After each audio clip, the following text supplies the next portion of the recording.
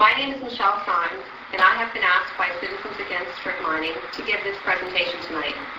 One of the reasons I was asked is because I am a CBFA, a come back from away.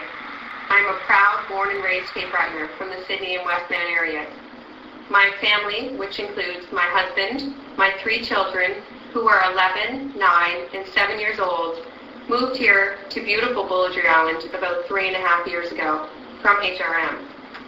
When we decided to move to Cape Breton, the only thing we knew about where we wanted to live was that we wanted to live outside of Sydney, and we looked in many areas.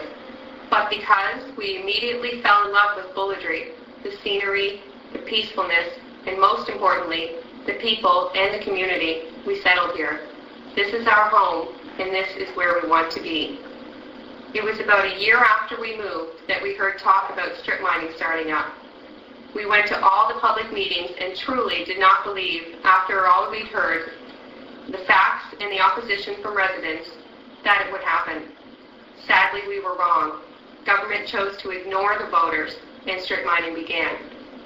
That's where we are today. There's nothing new about the coal on Boularderie Island. They've been mining coal in Cape Breton for almost 300 years now. And even way back in 1738, they knew it was high in sulfur, and the French government stopped importing it. 250 years later, in 1994, Nova Scotia Power built the power plant in Pointe-Coupee to burn the high sulfur coal, with minimal emissions, but still, the coal from the Prince mine could not be consumed at the Pointe-Coupee boiler. According to Nova Scotia Power, it's cheaper to import low sulfur coal and petcoke rather than to rebuild the power plants with expensive clean coal technology. So that's what they did. Without any market for the high sulfur coal, DevCo closed the last of its mines in 2001. Ignoring all the lessons in the history of mining in the Sydney coal fields, the province's 2001 energy strategy called for strip mining Cape Breton coal for domestic energy, but it would require the installation of clean coal technology to burn at the province's power plants. Installing sulfur dioxide scrubbers in a plant such as Lingan may decrease the overall efficiency, thereby increasing carbon monoxide emissions. The energy strategy concluded that reductions in emissions can be accomplished by using imported coal that contains less sulfur and generates lower levels of air contaminants than domestic coal. The federal government is responsible for cleaning up its mines and reportedly committed $150 million to remediate DevCo sites, but Nova Scotia's provincial government says the money was not on the table. So after the mineral rights to the coal reverted to the province in 2003, the province issued a call for proposals for reclamation mining of a number of DevCo properties, including the Prince Mine. The proposals called for strip mining the near-surface coal, with the companies using the proceeds from the coal to pay for the reclamation, and the province collecting the royalties and using the domestic coal for energy. Concerned area residents packed at community hall meetings, and in February 2005, Citizens Against Strip Mining was formed. In April, Pioneer Coal set up a trailer at the Prince Mine for 2 days, what passes for public consultation under the Environment Act. The following week, Pioneer was awarded the coal rights in the Pointe-Coupee resource block, and Coastal Construction was awarded the coal rights to the Boularderie resource block.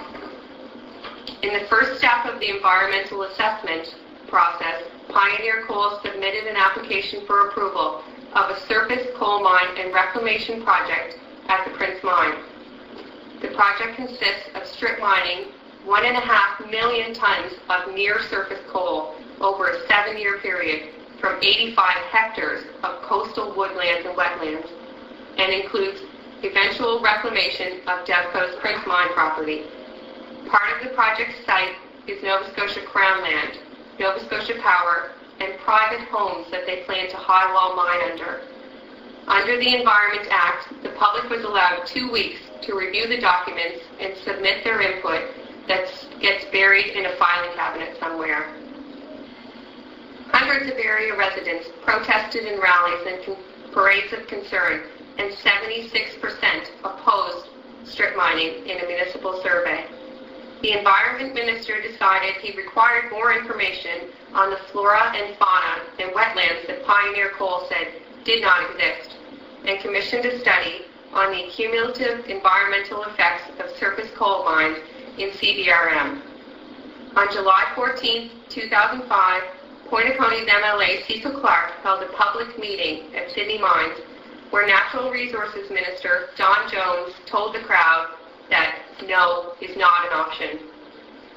CASM participated in the cumulative effects study commissioned by the Environment Department.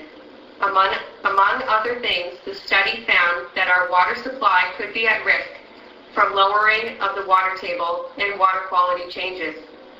Strip mining would likely not increase municipal revenues and could increase costs through wear and tear on roads, decreases in property assessments, and conflicts with other departments. No site-specific effects study was ever done for the Pointe-Coupé mine site.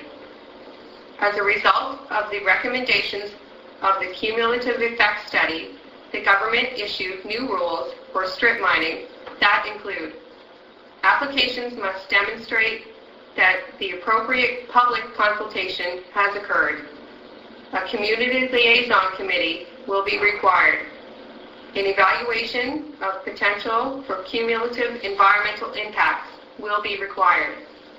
On the same day the new rules were issued, on December 2nd, 2005, Pioneer Coal submitted the additional information required for approval, and the public were allowed 2 weeks to review it and submit their input. One of the public submissions was from a renowned wetlands expert who inspected the site himself and wrote a detailed report.